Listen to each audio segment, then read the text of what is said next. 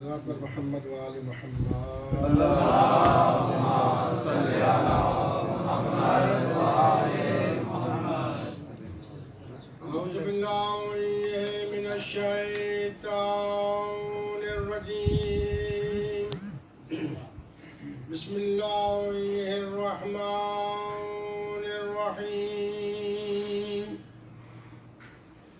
الحمد لله الذي لا يبلغ مدحته القائلون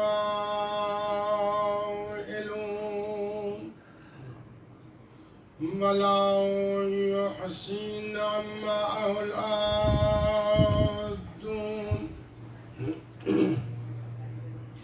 والصلاة والسلام على رسوله المؤيد المحمود الأحمد أبي القاسم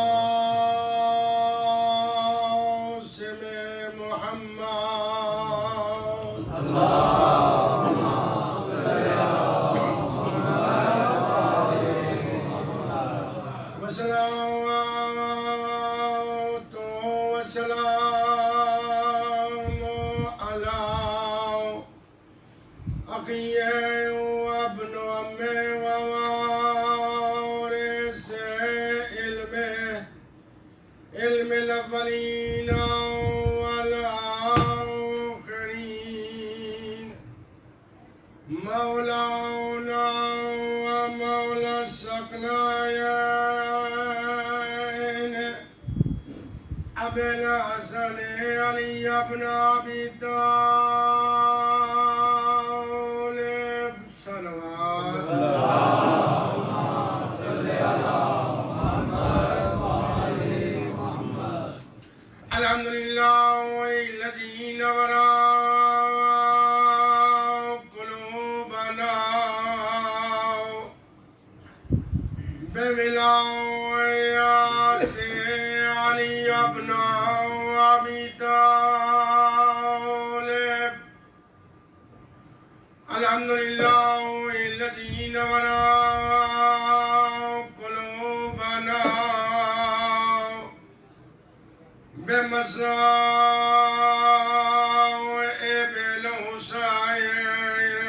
الحسين. والصلاة والسلام على أهل بيته الطيبين الطاهرين المعصومين. واللعنة الدائمة على أعدائهم ملعونين. أما بعد، بسم الله الرحمن الرحيم. والضحى والليل إذا سجى ما ودعك ربك وما قلى وللآخرة خير لك من الأولى. صلوات پر محمد اللهم صل على محمد وآل محمد. اگر آپ کی طبیعتوں پہ ناگوار نہ گزرے تو تھوڑا تھوڑا جو پیچھے لوگ بیٹھے ہیں تھوڑا تشریف لائیں تاکہ مجلس کا ماحول بن سکے اور آنے والوں کو بھی جگہ میسر آ سکے. صلوات پر محمد و آل محمد.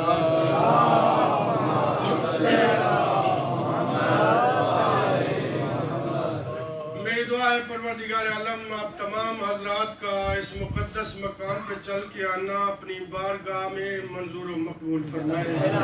پروردگار عالم آپ کو کوئی غم نہ دے سوائے غم محمد و آل محمد کے. جو لوگ بھی یہاں پہ دامے دن میں سخن شرکت کرتے ہیں، پروردگار عالم اور بالاخص قابل احترام صدر محترم جناب انور شاہ صاحب، عزت امام جناب چودھری زیغم صاحب، جناب ملک تنویر صاحب، جناب شوکت حیدری صاحب، جناب محترم چنگیز قاسم صاحب، جناب محترم سید موسیٰ کاظم صاحب، جناب سید ذوالفقار شاہ صاحب، جناب سید امجد شاہ صاحب، सैयद ज़ीशान अब्बास शाह साहब, राजा तसद्दुक साहब और मजहर भाई जो लंगर न्याज का अहतमाम करते हैं, और बिलखास हमारे बिरादर जनाब सैयद हसन शराजी सब्जवारी साहब और जनाब सदफ इकबाल साहब, बाइला तुझे वास्ता चाहता मासूमीन की इज्जत व अजमत का इनकी इस इबादत को अपनी बारगाह में मंजूर व मकबूल फरमाए। इसको मैं सही कर सलवात पर मोहम्मद व आले मोहम्मद।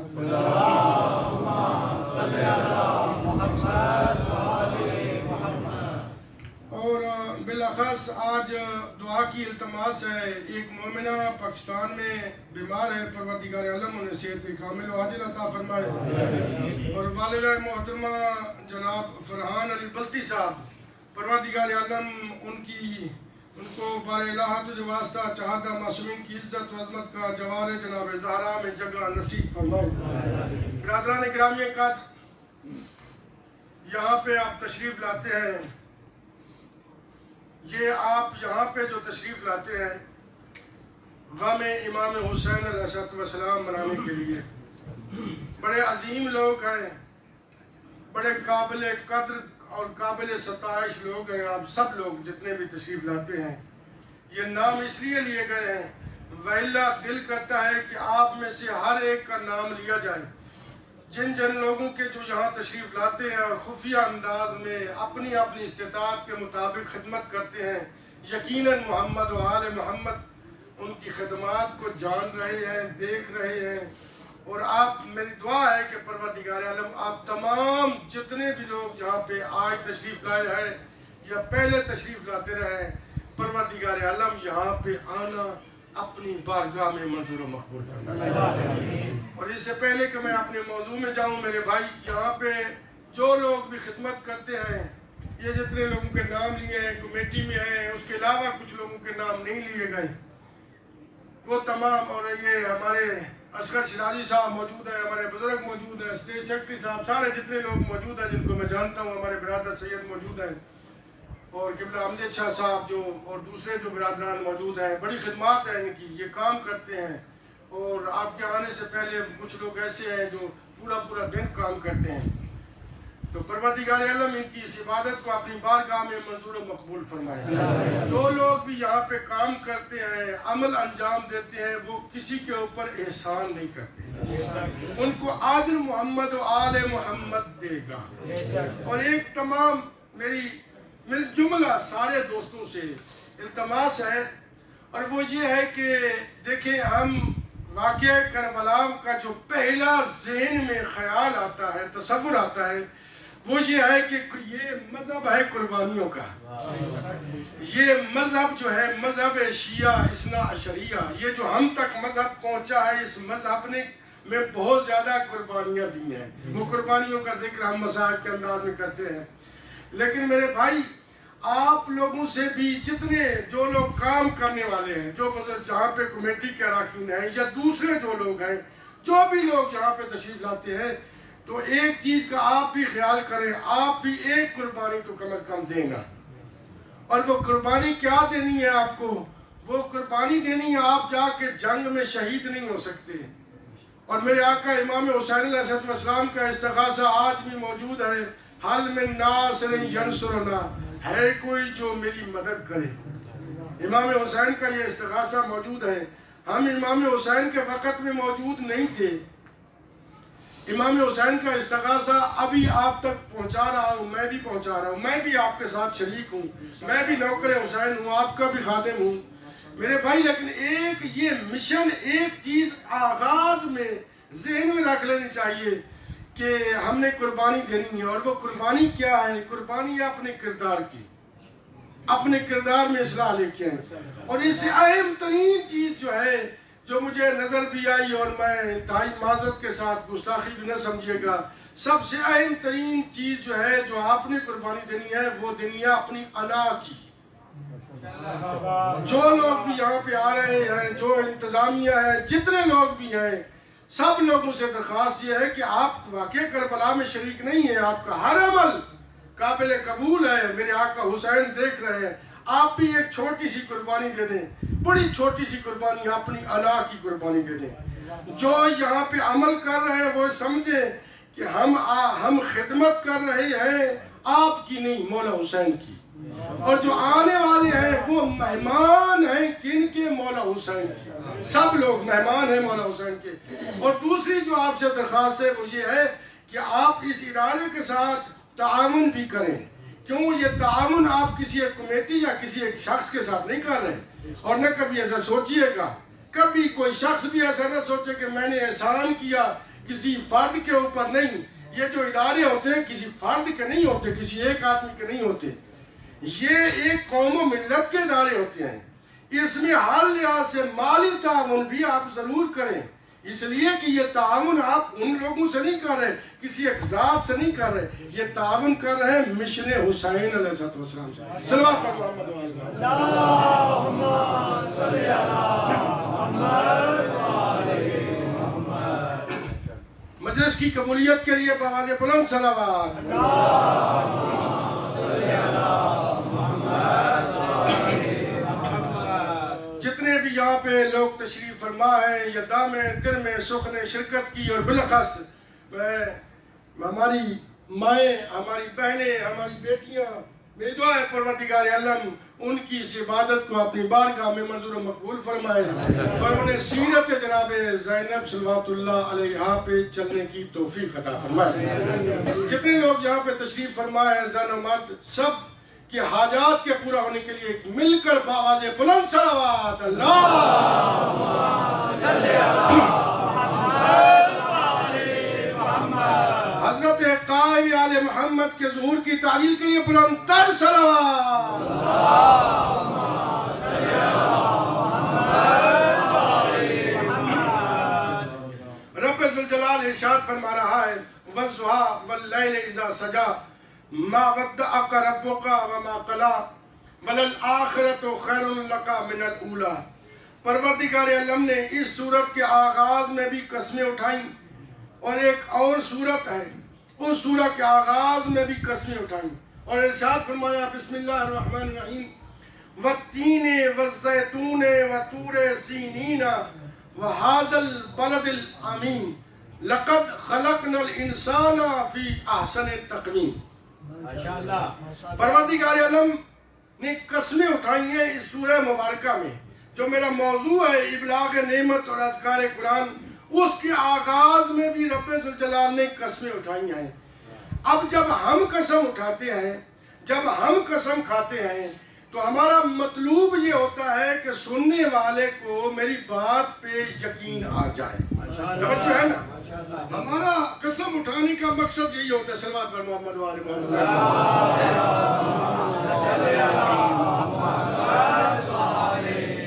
ہمارا قسم کھانے کا مقصد یہ ہوتا ہے کہ جو سننے والا ہے، جو میرا مخاطب ہے، جس سے میں کلام کر رہا ہوں، وہ میری بات کو یقین سمجھ لے، سچ سمجھ لے، یعنی اس کو میری بات پہ یقین آ جائے۔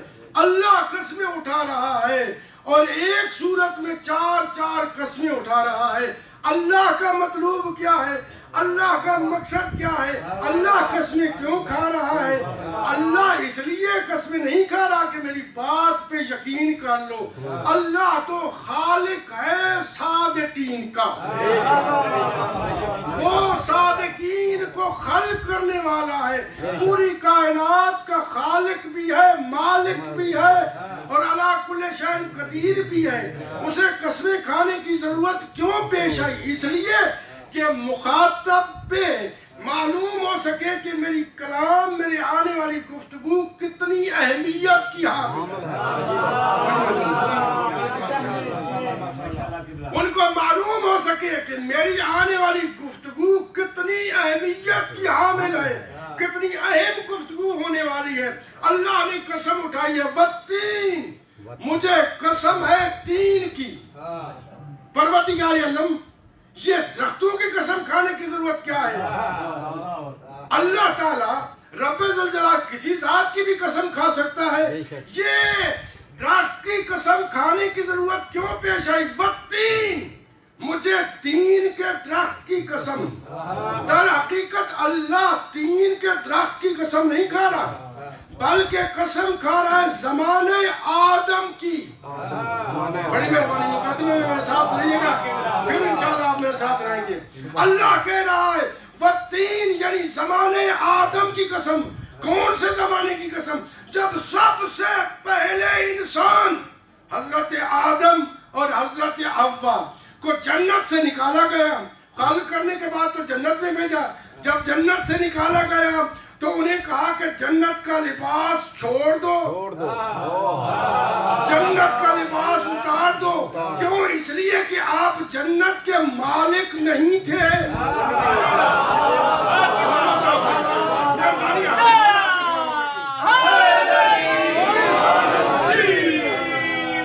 مولا آپ کو سلامت رکھے. جدی پشتی آپ سننے والے ہیں, اس لیے آپ نقطے سے پہلے پہنچ گئے ہیں. دیکھیے اللہ نے کہا سب سے پہلی مخلوق جب اس زمین پہ آنے لگی, اللہ نے کہا یہ جنت کا لباس ہے. میری یہ سنت نہیں کہ میں جنت کا لباس باہر جانے دوں, جنت کی کوئی چیز باہر جانے دوں. کہا یہ لباس اتار دیجئے. حضرت آدم اور حضرت حوا نے وہ تین کا لباس پہن کے آئے, اور جو جنت کے مالک تھے وہ مدینہ میں بیٹھ کے جنت کا لباس بنا رہے تھے.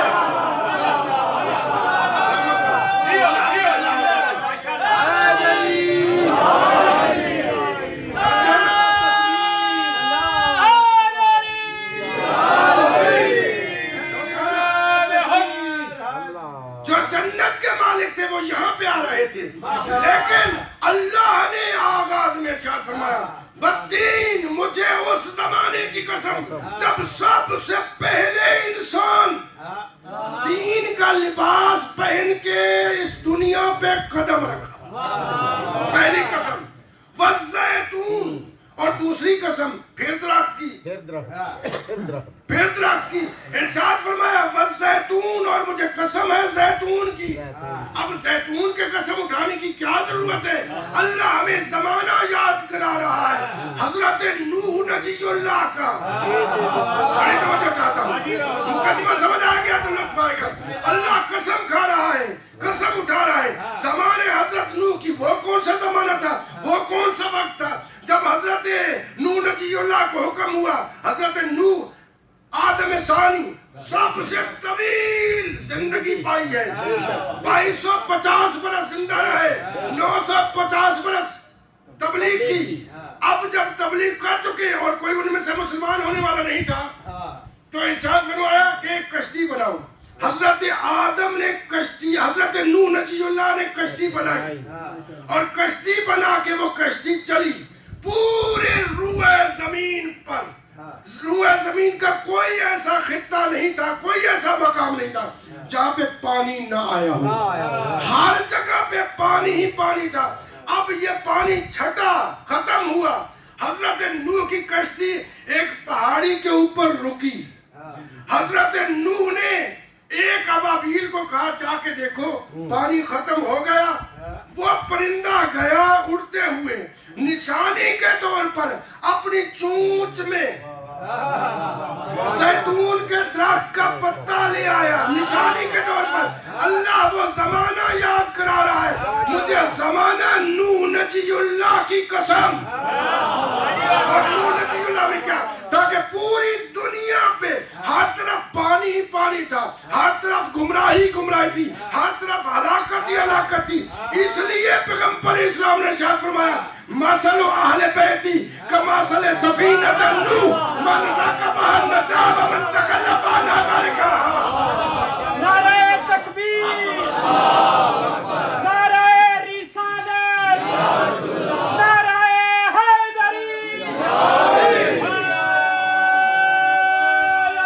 رتبے میں ہو نجی تو وہی شان چاہیے, رتبے میں ہو نجی تو وہی شان چاہیے.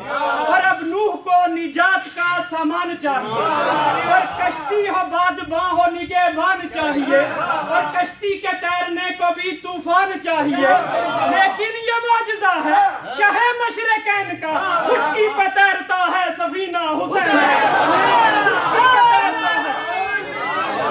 خشکی پہ تیرتا ہے سفینہ حسین کا. اور اب نوح کے پسر کی بغاوت بھی دیکھیے, لیکن میرے حسین کی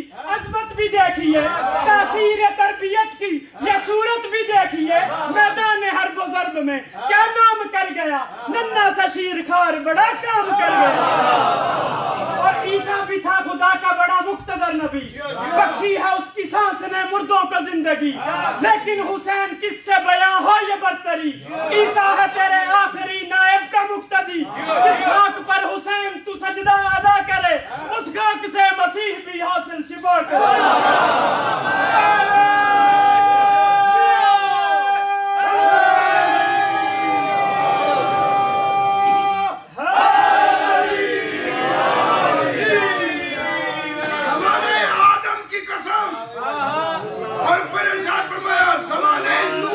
اللہ کی قسم، دونوں زمانوں کی قسمیں، پھر ارشاد فرمایا طور سینین، اور مجھے زمزم ہے سب کی خاطر خوشبوئے گلا بولنے لگی، یاد رکھو اسے گلا کے زمانے کو جس کے قدموں سے مورے نبوت بولنے لگی۔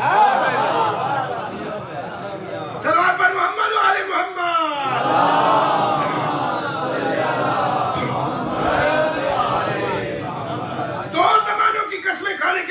پروردگار عالم نے ارشاد فرمایا مجھے قسم ہے طور سینا کی، بارے الہ کیا ضرورت ہے طور سینا پہاڑ کی قسم اٹھانے کی؟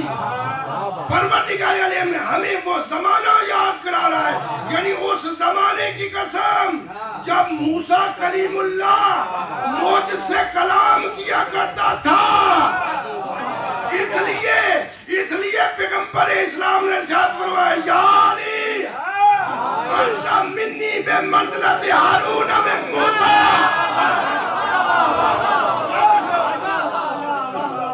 زمانہ نوح کی قسم، زمانہ آدم کی قسم، زمانہ موسیٰ کلیم اللہ کی قسم، پھر ارشاد فرمایا وَهَذَا الْبَلَدِ الْأَمِينَ، اور میرے حبیب اس بلد امین کی قسم، شہر مکہ کی قسم۔ میں کہوں گا بارے الہ یہ کیا بات ہے؟ شہر مکہ میں چور بھی ہے، مشرک بھی ہے، بت پرست بھی ہے، کافر بھی ہے، ڈاکو بھی ہے، اتنی صفات کے مالک ہے، پھر قسم اٹھا رہا ہے۔ تو قرآن مجید کی ایک اور آیت میں ارشاد فرمایا لا اقسم بہذا البلد، میں اس شہر کی قسم نہ اٹھاتا، قرآن کی آیت پڑھ رہا ہوں، لا اقسم بہذا البلد وانت حل بہذا البلد ووالد وما ولد، میں اس شہر مکہ کی قسم نہ اٹھاتا، اس لیے اٹھا رہا ہوں کہ تو بھی اس میں رہتا ہے، علی بھی اس میں رہتا ہے، ابو طالب بھی اس میں رہتا ہے۔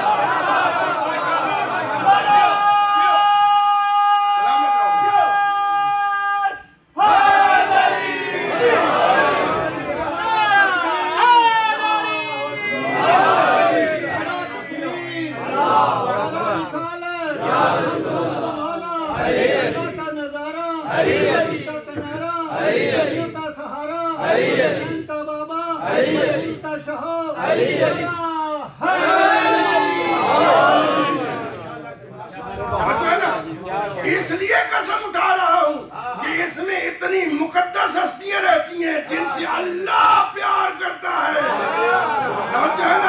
جس سے اللہ پیار کرتا ہے، اور اسی لیے اللہ نے ہر زمانے میں اور آخر میں قسمیں اٹھا کے جو بیان کیا ہے اللہ نے والتین والزیتون وطور سینین وہذا البلد الامین لقد خلقنا الانسان فی احسن تقویم، میرے حبیب میں نے انسان کو احسن تقویم میں بنایا۔ جو بھی میری طرف سے ہادی آئے گا، جو بھی میری طرف سے رہنما آئے گا، جو بھی میری طرف سے لیڈر آئے گا وہ احسن تقویم پہ ہوگا، ایسا کامل ہوگا کہ وہ کہے گا سلونی سلونی قبلہ۔ ایک طرف تو یہ کردار ملتا ہے، دوسری طرف ہمیں ایک اور بھی کردار ملتا ہے، اور وہ کہنے لگا جب بیٹھ گیا تو کہنے لگا کہ میں بھول بھی جاتا ہوں، میں گمراہ بھی ہو جاتا ہوں، میں بھول بھی جاتا ہوں، میں گمراہ بھی ہو جاتا ہوں۔ میں کہوں گا فارسی کی ایک مثل مشہور ہے، خیشتن راکم اسک راہ رابری کند، ارے جو خود ہی راہ نہ جانتا ہو وہ رابری کیا کرے گا؟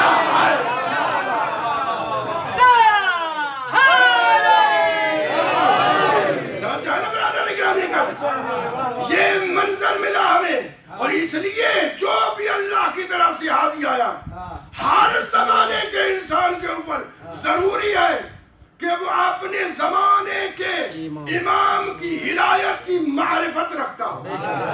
اس لیے پیغمبر اسلام نے ارشاد فرمایا من مات ولم یعرف امام زمانہ مات میتۃ جاہلیہ۔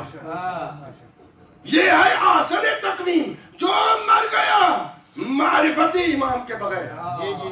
وہ 7 حدیث ہیں، وہ جہالت کی موت مرا، وہ کفر کی موت مرا، وہ نفاق کی موت مرا، وہ گمراہی کی موت مرا۔ یہ 7 حدیث ہیں۔ میرے بھائیوں، اب سوال ہے آپ لوگوں سے، مولا حسین کے ازادار ہیں، آپ بہت عظیم ہیں، مولا آپ کے جذبہ بلا کو اور بلندی عطا فرمائے۔ اپنے اندر یہ فکر کیجئے، سوال کیجئے کہ ہم امام زمانہ کی کتنی معرفت رکھتے ہیں۔ میرے بھائی، جتنا مجمع موجود ہے، جہاں جہاں تک میری آواز جا رہی ہے، سوال کیجئے اپنے آپ سے، اور جو اپنے آپ سے سوال کرتا ہے نا وہ اکمال کی طرف جاتا ہے۔ اپنے آپ سے سوال کیجئے کہ ہم امام کی معرفت کتنا رکھتے ہیں، اس لیے کہ امام کی معرفت واجب، اور ہر باپ پہ واجب کہ وہ بیٹے کو امام کی معرفت دے، اس لیے کہ یہ کائنات کا وجود امام کی بدولت ہے۔ اگر اس زمانے میں، اس دور میں، اس جہان میں اگر اللہ کا ہادی نہ ہو تو دنیا تباہ ہو جائے۔ اس لیے ارشاد فرمایا لولا الحجت لساقت الارض باہلہا، اگر حجت خدا نہ ہو تو پوری دنیا تباہ ہو جائے۔ وہ کیسے؟ ایک تھوڑے سے منٹ میں آپ کی زحمت تمام کر کے میں فضال کی طرف جانا چاہتا ہوں۔ میرے بھائی، یہ ضروری ہے کہ معرفت امام ہو، اور ہر انسان کے اوپر واجب ہے معرفتی امام حاصل کرنا۔ اور اگر امام کی معرفت حاصل ہو جائے تو سمجھ لینا وہ سب سے اچھا عزادار ہے، سب سے اچھا ماتمی ہے، سب سے اچھا مومن ہے، کمال کا انسان ہے وہ جو معرفت امام حاصل کر لے۔ اور یہ دلیل ہونی چاہیے ہر انسان کے پاس۔ کیا ہمارے پاس دلیل ہے؟ اللہ نے انسان کو 2 چیزوں سے مرکب کرا دیا۔ کل کی جو ابلاغ نعمت اور اذکار قرآن وہیں سے متصل کر رہا ہوں، پچھلی گفتگو بھی اور آج کی بھی اور ابھی کی بھی۔ دیکھیے، انسان کو 2 چیزوں سے مرکب کرا دیا، ایک جسم اور ایک روح۔ جسم کی نشو و نما کے لیے بھی بے شمار نعمتیں آئیں، روح کی نشو و نما کے لیے بھی بے شمار نعمتیں آئیں۔ اسی طرح کائنات کو بھی اللہ نے 2 چیزوں سے خلق کیا، 2 چیزوں سے مرکب کیا۔ یہ جو سورج ہے یہ اس کائنات کا جسم ہے، یہ جو زمین ہے اس کائنات کا جسم ہے، یہ جو آسمان ہے اس کائنات کا جسم ہے، یہ جتنی چیزیں ہم دیکھ رہے ہیں یہ کائنات کا جسم ہے۔ اس کائنات میں ایک روح بھی ہے، جس روح کی بدولت یہ کائنات زندہ ہے، اور وہ روح ہے امام زمانہ۔ صلوات پر محمد و آل محمد۔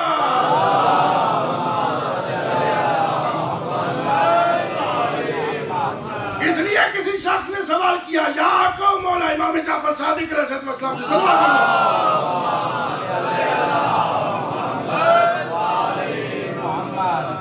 امام علیہ السلام سے سوال کیا، یا آقا مولا جو آپ کا آخری ہوگا وہ کس شکل و شباہت کا ہوگا، کیا کمال ہوگا؟ تو امام جعفر صادق علیہ السلام نے ارشاد فرمایا وہ آدم کے علم کا مالک ہوگا، وہ نوح کی نوحگری کا وارث ہوگا، وہ ابراہیم خلیل اللہ کی خلت کا وارث ہوگا، وہ موسیٰ کلیم اللہ کی کلام ہوگا، وہ عیسیٰ روح اللہ کی روحانیت ہوگا، وہ مصطفیٰ کے اخلاق کا معراج ہوگا، علی کی علوت کا کمال ہوگا، حسن کا حسن ہوگا، حسین کا صبر ہوگا، زین العابدین کی عبادتوں کا منبع ہوگا، محمد باقر کے علم کا وارث ہوگا، جعفر صادق کی صداقت کا پھول ہوگا، موسیٰ کاظم کا وارث ہوگا، علی رضا کی رضا کا حضور ہوگا، محمد تقی کے تقوی کا نور ہوگا، علی نقی کی نقاوت کا کمال ہوگا، حسن عسکری کا لال ہوگا، علا کل حسین قدیر کی قدرت کا وہ کمال ہوگا. اللہ نور السماوات والارض کا نور ہوگا. والشمس والضحیٰ کا چہرہ ہوگا. واللیل کی زلفیں ہوگی اور اس کے ہاتھ میں تلوار ہوگی. اور وہ جب ظہور کرے گا تو ہر انسان بول اٹھے گا اللہ کے نور نے ظہور کیا.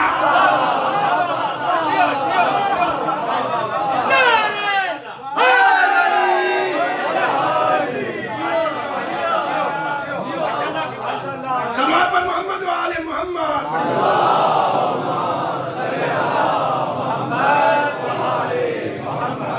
نا یہ ہے میرے امام کا کمال. اس لیے معرفت امام ضروری ہے.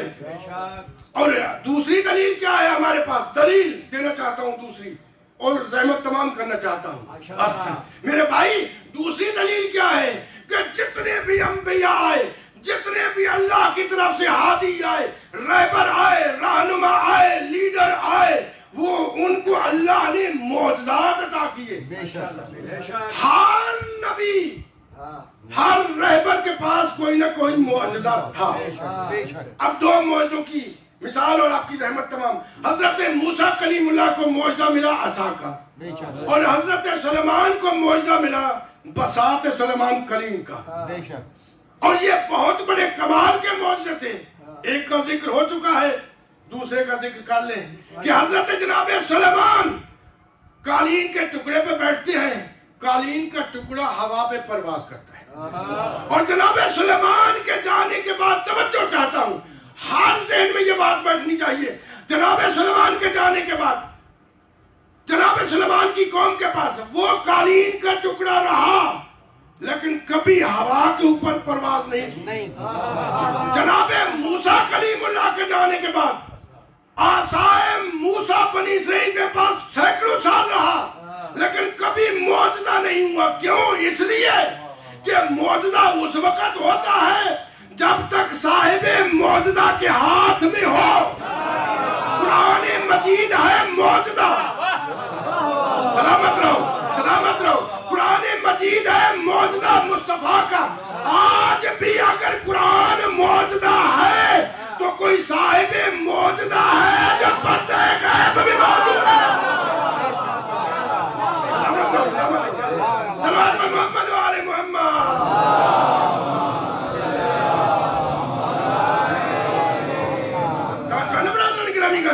اس لیے کہ قرآن تو وہ چیز ہے جس پہ ہر زمانے میں اٹیک ہوا, ہر زمانے پہ حملہ ہوا, کہ آج کے زمانے میں نہیں, پہلے زمانے میں بھی. دیکھیے پیغمبر اسلام اس دنیا سے گئے تو بنی اسرائیل کے کچھ علماء نے تاریخ میں ملتا ہے کہ ریسرچ کرنی شروع کر دی کہ قرآن اسلام بہت ترقی کر رہا ہے. ایسا ہو کہ قرآن و اسلام کے اوپر کچھ ایسے سوال قائم کر دیے جائیں تاکہ لوگ اس مسلمان بننا چھوڑ دیں. انہوں نے تحقیق کی, تحقیق کرنے کے بعد وہ ایک سوال لے کر آئے. تاریخ میں ملتا ہے 70 یا 40 علماء بنی اسرائیل کے بڑے بڑے جید علماء سوال لے کر آئے, اور اگر یہ سمجھ گئے تو انشاءاللہ محنت میری پہنچ گئی آپ تک. وہ 40 علماء آئے سوال لے کر قرآن مجید کی ایک آیت کو, اور وہ آیت یہ تھی وَاسْأَلْ مَنْ أَرْسَلْنَا مِنْ قَبْلِكَ مِنْ رُسُلِنَا. اے میرے حبیب ان رسولوں سے سوال کر. یہ قرآن کی آیت کا ترجمہ کہا رہا ہوں, توجہ رکھنا میں ادھر. اگر ترجمہ سمجھ آئے گا تو اگلی بات سمجھ آئے گی. وَاسْأَلْ تو سوال کر مَنْ أَرْسَلْنَا مِنْ قَبْلِكَ مِنْ رُسُلِنَا. اے میرے حبیب ان رسولوں سے سوال کر. ان کا سوال یہ تھا جب حضرت پیغمبر اسلام کے بعد جب ایک شخص منبر پہ تشریف فرما تھا, یہ 40 علماء آئے یا بعض روایات میں 70, اور انہوں نے آ کر سوال کیا. دربار بھرا ہوا ہے, کافی لوگ موجود ہیں. آ کر سوال کیا کہ اس آیت میں اللہ کہہ رہا ہے اے رسول ان رسولوں سے سوال کر. جب پیغمبر اسلام آئے ظاہری طور پر مکہ میں کوئی رسول تھا نہیں, میدان میں کوئی رسول تھا نہیں, غار حرا میں کوئی رسول تھا نہیں, مدینہ میں کوئی رسول تھا نہیں, اور یہ آیت کہہ رہی ہے کہ ان رسولوں سے سوال کر. کوئی رسول تھا نہیں, لہذا یہ آیت غلط. توجہ چاہتا ہوں آپ پریشان ہو گئے. یہ آیت غلط، نعوذ باللہ من ذالک، اس کو قرآن سے نکال دو. وہ جو منبر رسول پہ بیٹھا ہوا تھا اس نے اپنے درباریوں کو بلایا اور 3 دن تک مہلت لی. 3 دن کے بعد جب پھر دربار سجا، وہ درباری بھی آئے، بنو اسرائیل کے علماء بھی آئے. تو جب اس نے کہا کہ واقعی یہ تو ایسی ہے کیونکہ رسول تھا نہیں اور یہ آیت کہہ رہی ہے کہ رسولوں سے سوال کر، تو وہ اس آیت کو قرآن سے نکالنے والا تھا کہ اسی دربار کی آخر میں السلمان منا اہل البیت موجود تھا. آپ کی رحمتیں تمام ہوگی. السلمان منا اہل البیت موجود تھا. ایک مرتبہ کھڑے ہو کے کہتا ہے اے یہودی علماء، آؤ میں انہیں ان کے پاس لے جاتا ہوں جن کے بارے میں پیغمبر اسلام نے ارشاد فرمایا القرآن مع علی وعلی مع القرآن.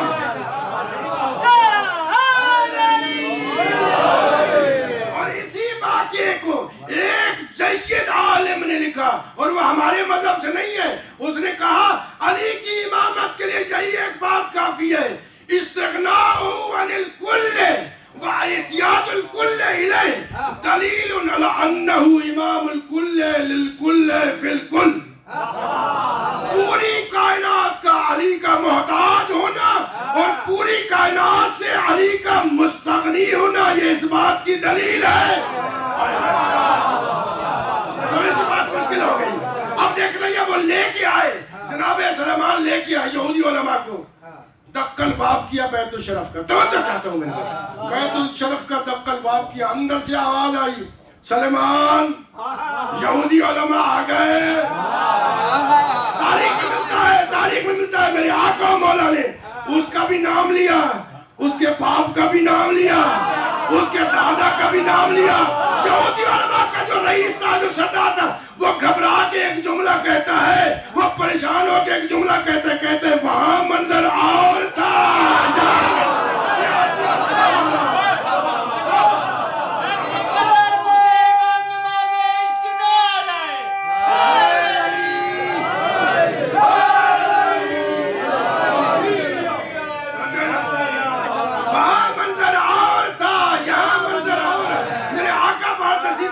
میں اختصار کر رہا ہوں، وقت ختم ہو گیا. میرے آقا تشریف لائے. جب میرے آقا باہر تشریف لائے کہا سوال بھی بتاؤں جواب بھی دوں. وہ کہنے لگے بتائیے. میرے آقا علی مرتضیٰ نے ارشاد فرمایا یہ آیت کہہ رہی ہے وَاسْأَلْ مَنْ أَرْسَلْنَا مِنْ قَبْلِكَ مِنْ رُسُلِنَا. اے نبی ان نبیوں سے سوال کر، ان رسولوں سے سوال کر. یہ آیت نہ غار حرا میں نازل ہوئی، نہ مسجد الحرام میں نازل ہوئی، نہ بیت اللہ میں نازل ہوئی، نہ مکہ میں نازل ہوئی، نہ میدان جنگ میں نازل ہوئی، نہ گھر میں نازل ہوئی، نہ مسجد نبوی میں نازل ہوئی. یہ آیت نہ زمین پہ نازل ہوئی، نہ آسمان پہ نازل ہوئی، فضا میں نازل ہوئی.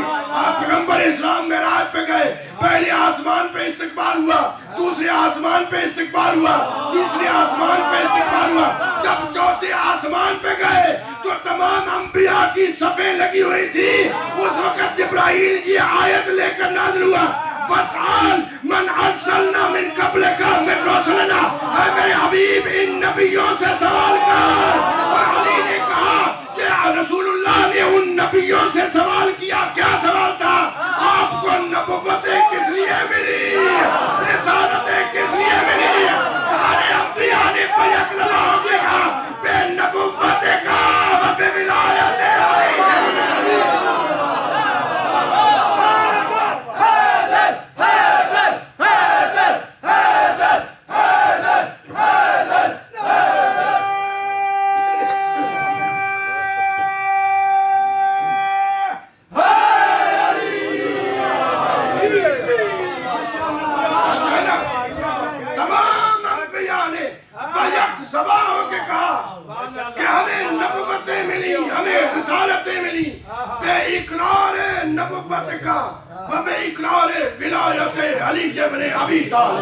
ہمیں یہ نبوتیں آپ کے صدقے میں ملی، علی کے صدقے میں ملی.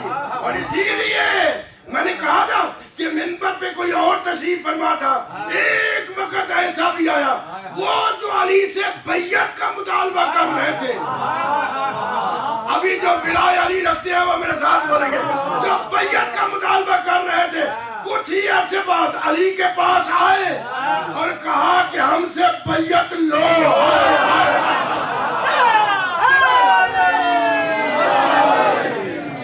علی نے کہا کس لیے آئے ہو؟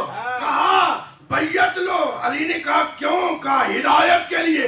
علی نے ان کی زبان سے کہلوا دیا کہ اگر ہدایت چاہیے ہو تو علی کے پاس آؤ۔ سلامت رہو، سلامت رہو۔ سمجھ جائے نا برادران گرامی کا؟ اور روایتوں میں یہ جملے ملتے ہیں کہ علی نے کہا چلو مسجد نبوی میں آتا ہوں۔ سب لوگ جمع ہو گئے، جتنے لوگ تھے سب مسجد نبوی میں جمع ہیں اور دیکھ رہے ہیں کہ پہلے جو عمل ہوا تھا وہ مختلف تھا۔ کیا؟ کہ جہاں پہ رسول اللہ بیٹھا کرتے تھے پہلے نے ایک زینہ چھوڑا نیچے بیٹھا، دوسرے نے دوسرا زینہ چھوڑا، تیسرے نے آخری زینے پہ بیٹھا۔ اب یہ سوچ رہے تھے کہ علی کہاں بیٹھیں گے؟ علی تشریف لائے، جملوں پہ توجہ رکھنا، جو جملے سمجھتے۔ علی تشریف لائے، پہلے کے اوپر پاؤں رکھا، پہلے کے اوپر پاؤں رکھا، دوسرے کے اوپر پاؤں رکھا، تیسرے کے اوپر پاؤں رکھا اور وہاں جا بیٹھے جہاں رسول اللہ بیٹھا کرتے تھے۔ اور جو وہاں پہ مسجد نبوی میں جو صحابی بیٹھے تھے نا وہ ایک دوسرے سے گفتگو کرنے لگے، تو علی کی زبان سے نکلے ہوئے جملے ارشاد فرمایا ما ھذہ النجوی بینکم، یہ تمہارے درمیان سرگوشیاں کیا ہے؟ ایک شخص کھڑا ہوا اور اس نے کہا یا علی آپ وہاں بیٹھ گئے جہاں رسول اللہ بیٹھا کرتے تھے۔ تو میرے آقا علی نے ارشاد فرمایا فما ھذا الاعواد انا راکب رسول اللہ، یہ تو لکڑی ہے میں دوش رسالت کے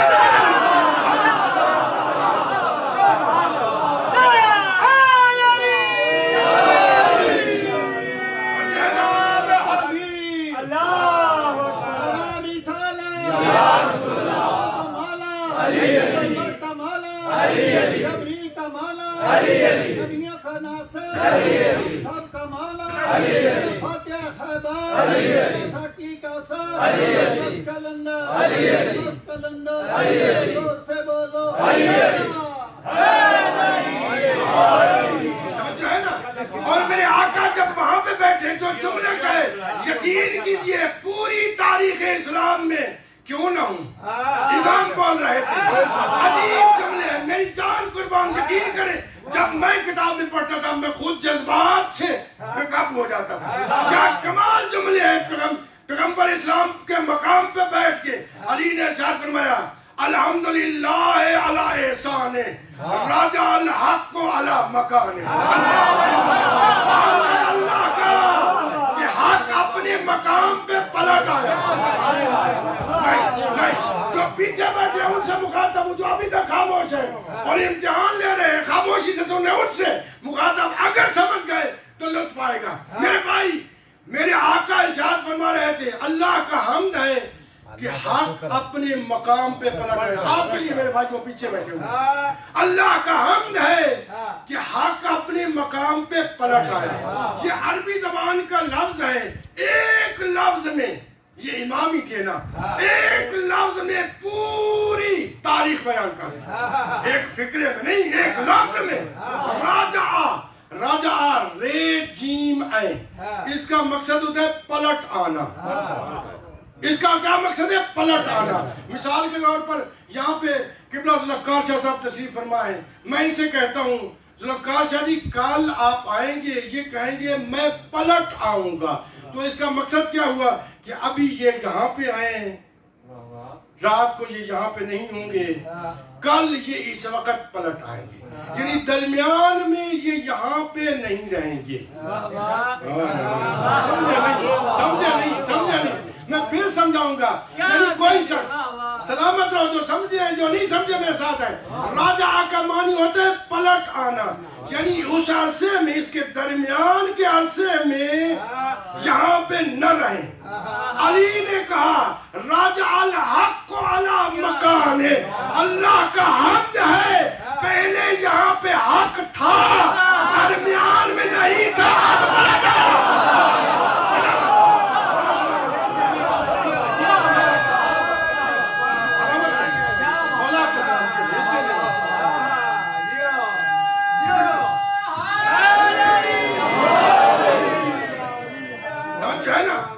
محمد وآل محمد بلند تر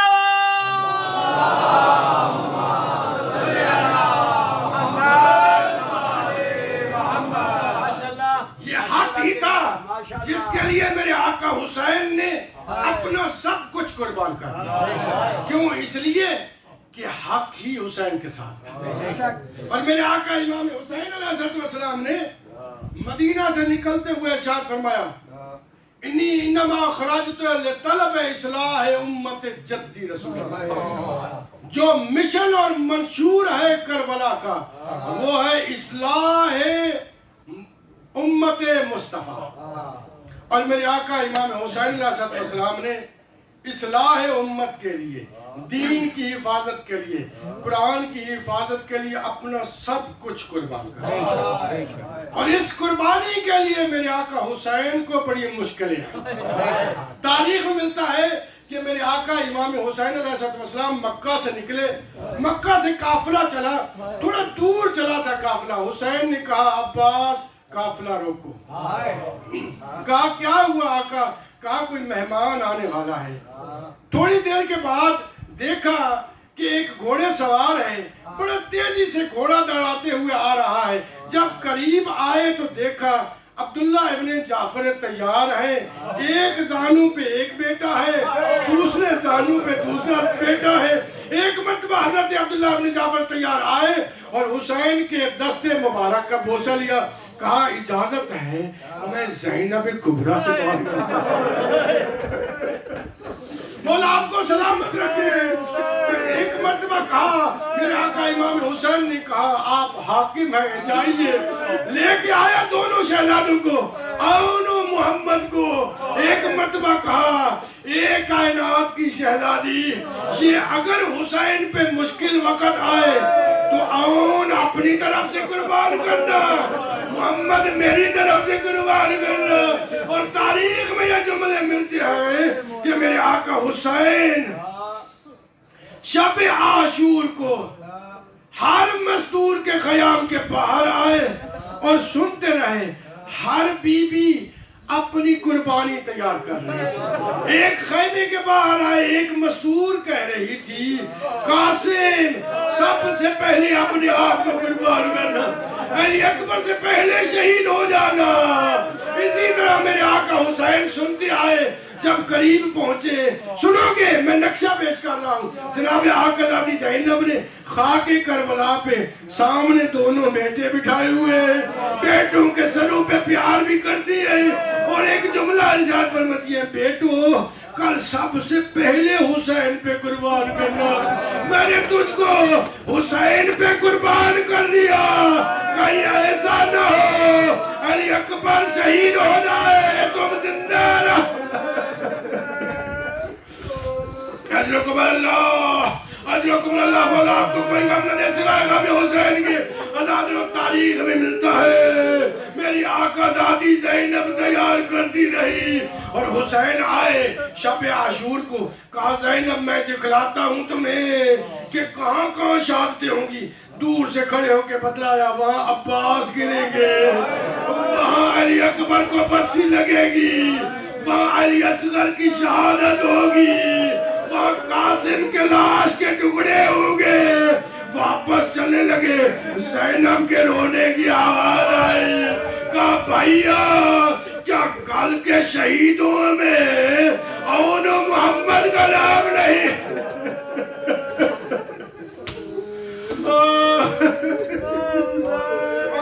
تاریخ میں یہ جملے ملتے ہیں کہ میری آقا زادی زینب نے، میں مختصر مسائل پڑھوں گا، میری آقا زادی زینب نے صبح صبح اپنے بچوں کو تیار کیا۔ میں نے کہا آپ نے سن لیا، تیار کرنا، پانی تو تھا نہیں،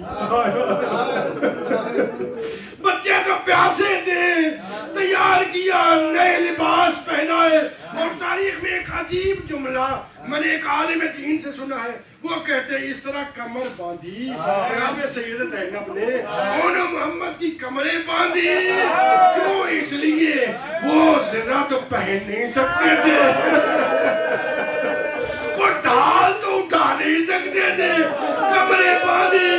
اور یہ بچے جب ماں کے پاس آتے، ماں رخ دوسری جانب کر لیتی، جب ماموں کے پاس جاتے ماموں موت کی اجازت نہ دیتا، بچے کبھی ماموں کے پاس کبھی ماں کے پاس۔ ایک مرتبہ زینب آئی، کہا حسین میرے بچوں کو جنگ کی اجازت دیجئے، میں نے آپ کے اوپر صدقہ کیا ہے۔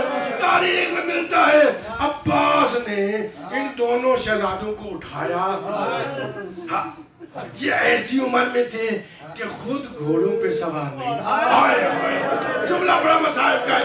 اور میرے بھائیوں دیکھو، ساری جو بھی قربانیاں دی ہیں نا، ان کی نسلیں باقی ہیں، سادات جتنے بھی موجود ہیں، یہ حسین کی اولاد میں سے ہے نا۔ آج کائنات میں زینب کی اولاد نہیں ہے، دوسروں نے قربانیاں دی ہیں، زینب نے نسل قربان کر دی۔ مولا آپ کو عاجز دے، جن آنکھوں میں آنسو نہیں آئے وہ آنسو مانگیے، حسین سے بھیک مانگیے۔ اللہ میرے آقا عباس نے سوار کیا، یہ دونوں شہزادے جنگ کرتے کرتے نہر فرات کے کنارے پہ گئے۔ عباس نے کہا تیرے شہزادے، اے میری عقلادی تیرے شہزادے نہر فرات کے کنارے پہ پہنچ گئے۔ اس وقت زینب نے طلب کے کہا عباس میرے بیٹوں کو کہے کہ وہ پانی نہ پوئے، زینب علی اصغر پیاسے ہیں۔ حضرکم اللہ، حضرکم اللہ۔ تاریخ میں ملتا ہے یہ دونوں شہزادے جب تک جنگ کرتے رہے، حسین مطمئن رہے، زینب پریشان رہے۔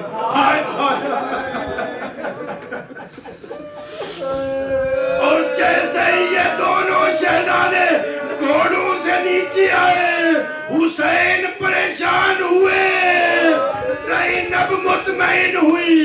تاریخ میں یہ جملے میں ملتے ہیں کہ حضرت علی اکبر کو نیزہ لگا، لیکن حضرت علی اکبر کے سینے میں نیزہ ٹوٹ گیا، لیکن جب حضرت زینب کے بیٹے محمد کو نیزہ لگا، اس ظالم نے نیزہ مار کے محمد کو نیزے پہ بلند کیا۔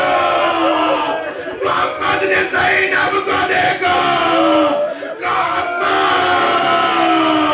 میری قربانی قبول کیجئے۔ اور تاریخ میں یہ جملے ملتے ہیں، میرے آقا حسین جیسے ہی یہ شہزادے گرے، میرے آقا حسین جلدی سے چلے، گھوڑے پہ سوار ہونے لگے۔ جب گھوڑے پہ سوار ہونے لگے نا، زینب قریب آئی، ایک جملہ عجیب غربت کا کہا، تاریخ کربلا میں اس سے بڑی غربت کا جملہ نہیں ہے۔ قریب آئی اور آ کر کہا بھائی حسین میں جانتی ہوں آپ تھوڑی دیر کے مہمان ہیں، جتنی دیر کے لیے آپ تھوڑی دیر کے مہمان ہیں، جتنی دیر کے لیے آپ جائیں گے میرے بیٹوں کی لاش کو لے کے آئیں گے، اتنی دیر آپ بیٹھے میں آپ کی زیارت۔ حسین نے کہا یہ کیسے ممکن ہے، میرے بھانجے مجھے بلائے میں نہ جاؤں۔ تاریخ میں ملتا ہے حسین گئے، پہلے جس لاشے پہ بھی جاتے تھے نا اکیلا لاشا ہوتا تھا، ہائے ہائے ہائے، جس لاشے پہ بھی جاتے تھے اکیلا لاشا ہوتا تھا۔ ابھی دو لاشیں ہیں، حسین نے ایک لاشے کو ادھر ایک لاشے کو ادھر اسے اٹھا کے لائے ہیں۔ در خیام پہ زینب وصول کیا کرتی تھی، لیکن آج ابھی زینب نہیں تھی۔ کہاں ہے؟ کہا زینب سجدہ شکر ادا کر رہی ہے، میں نے بیٹوں کی بھائی پہ قربان کر دیا۔ تاریخ میں ملتا ہے حضرت عون کی جان میں ابھی تک کچھ زندگی تھی. کبھی آنکھیں کھولتے تھے, کبھی آنکھیں بند کرتے تھے. میرے آقا حسین نے عون دیا, زینب نے لیا, اپنی گود میں رکھا. جب بچے نے اپنی ماں کی گود کی لذت محسوس کی نا, آنکھیں کھولی اور ایک جملہ کہا, سنو گے اسی جملے کی زحمت ہے. آنکھیں کھولی, اس بچے نے ماں کا چہرہ دیکھا اور ایک جملہ کہا, حل وفیت جامی. ارے اماں کیا میں نے وفا کر دی؟ اماں جب مدینہ جانا بابا کو کہنا ہم نے حسین پہ قربان ہو گئے. اماں میری بہن میرے در پہ انتظار کر رہی ہوگی, مجھ سے پوچھتی تھی کب واپس آؤ